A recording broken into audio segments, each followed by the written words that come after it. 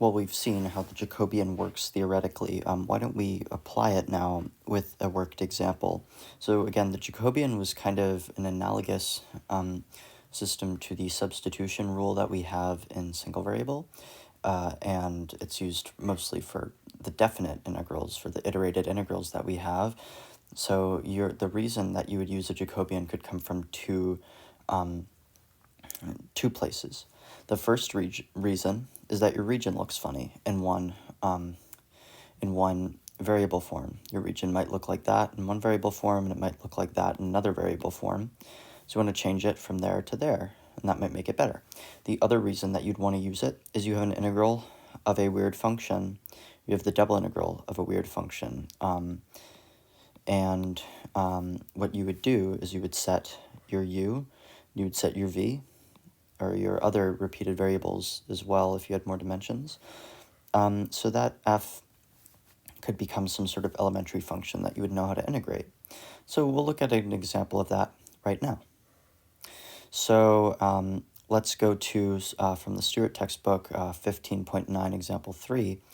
Let's try evaluating the integral over a region of x plus y, of e to the x plus y over x minus y dA on the trapezoid, and this trapezoid will have the following vertices. So let's draw this out. This is always a good idea. So we have one vertice at 1, 0. It's going to be there. Another vertice at 2, 0. Then we have 0, -1, and 0, -2. So this is our trapezoid. This is a fine-looking trapezoid. It's not like ridiculously hard to integrate over because we've learned all of those techniques earlier in the chapter. However, I'm not liking this function. I'm not sure really how to integrate that. So what we're going to do is we're going to make a substitution. We are going to let our transformation be such that u is equal to x plus y and v is equal to x minus y. So that would give us e to the u over v, right? That's a lot nicer looking.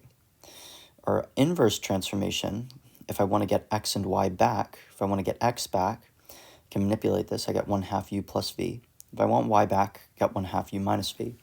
So we can use these equations to play around and find everything in terms of what we want, right? So finding this is just half of the battle, and finding this transformation is just half of the battle, because this region does not make any sense anymore, right? Because when we transition from our xy space into our uv space, we are going to need to change our region as well. And for that, we will need the Jacobian as well for a differential. So let's find the Jacobian. So the Jacobian, as you remember, is the determinant of a 2x2 matrix, which is the partial ux, partial vx, partial uy, partial vy. And we can take all of these partial derivatives using this equation here. And when we get the determinant, we get -1/2, because we get a series of 1/2s with varying signs. And of course, taking the determinant, you cross this with a multiplication, then you subtract this multiplication. So now what we need to do is, now that we have our Jacobian, we need to determine our new region. What are we actually going to be integrating, right? So let's draw this out. What I can use is I can use the original equations that I have here, and I can mold them into equations of u and v. So we have our u-axis and our v-axis. So we have u equals v as our first. That kind of will look a little bit like this. We'll have u equals v. Then we'll have u equals -v. Then we have v equals 2 and v equals 1. So we have this here, and we have this here. So our region is going to be another trapezoid. This is our new region in here. And again, you obviously find these equations by using your x's and y's and simplifying. It's a little bit tedious, but again, it's what you need to do when you need to do these integrals.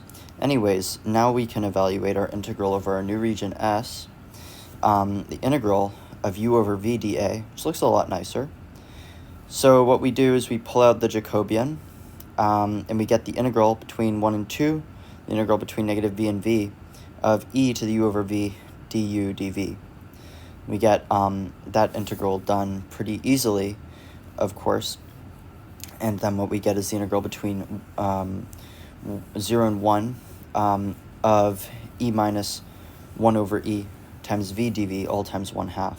This is, of course, another trivial integral that we have there, and then what we get is 3/4 of e minus 1 over e. So this is a roundabout way of doing things, but when you have super complicated integrals in here, and they do not appear to be elementary, you can perform a substitution. You can always perform a substitution. Those always work very well. And then you use the Jacobian. You just need to remember that you need this coefficient attached to your integral. And what's also important is transitioning your region from your xy plane into your uv plane, or else you're going to have a big problem, because you will be finding the integral over a different function over the wrong region, like region R here instead of region S here.